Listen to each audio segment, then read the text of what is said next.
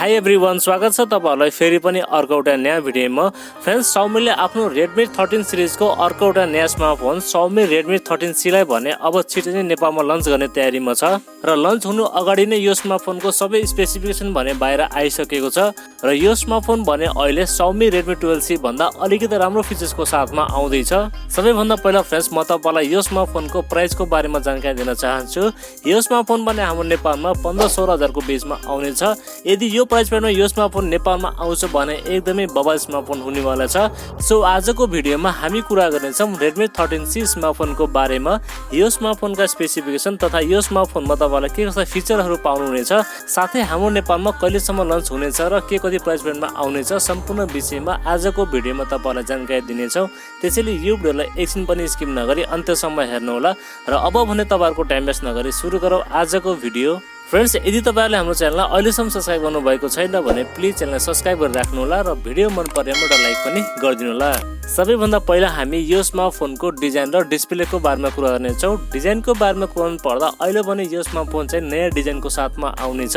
यसको पछाडिपट्टि top left साइडमा ट्रिपल रियर क्यामेराको सेटअप, साथमा एउटा एलईडी फ्ल्याश र तलपट्टि भने रेडमीको ब्रान्डिङ दिएको छ। साथमा यो स्मार्टफोन भने बक्सी डिजाइनको साथमा आउनेछ र अगाडिपट्टि भने यसमा तपाईलाई वाटर ड्रप नचको डिस्प्ले पाउनुहुनेछ र साथमा तपाईलाई डिस्प्लेमा भने ग्लासको प्रोटेक्सन पनि दिएको छ। र बिल्ड क्वालिटीको बारेमा कुराउनु पर्दा यो स्मार्टफोन भने ओभरअल प्लास्टिक बिल्डको साथमा आउनेछ र यसको फ्रेम पनि प्लास्टिकको रहेको छ। फ्रेन्ड्स, बिल्ड क्वालिटी र डिजाइनको बारेमा कुराउनु पर्दा डिजाइन भने यो स्मार्टफोनको एकदमै राम्रो छ। तपाईलाई भने यो स्मार्टफोनको डिजाइन भने अवश्य पनि मन पर्ने छ। डिस्प्लेको बारेमा कुराउनु पर्दा तपाईलाई भने यो स्मार्टफोनमा 6.7 इन्चको HD+ IPS LCD प्यानल पाउनुहुनेछ।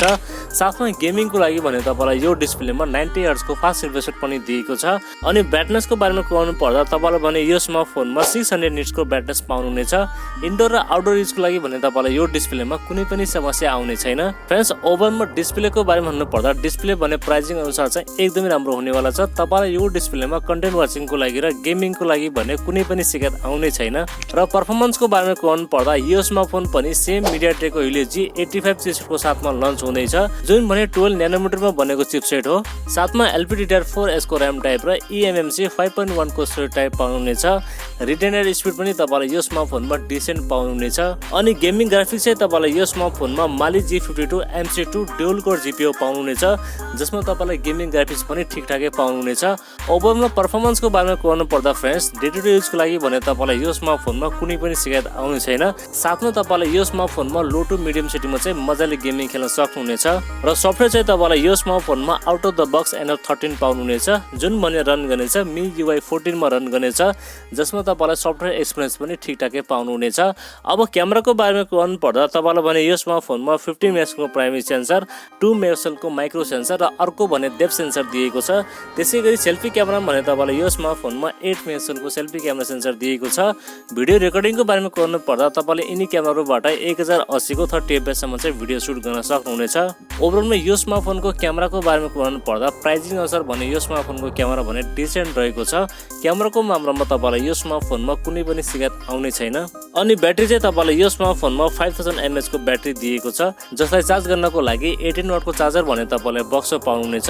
र ब्याट्री ब्याकअप भने तपाईलाई यो स्मार्टफोनमा 1 या 1.5 दिनको चाहिँ मजाले पाउनुहुनेछ।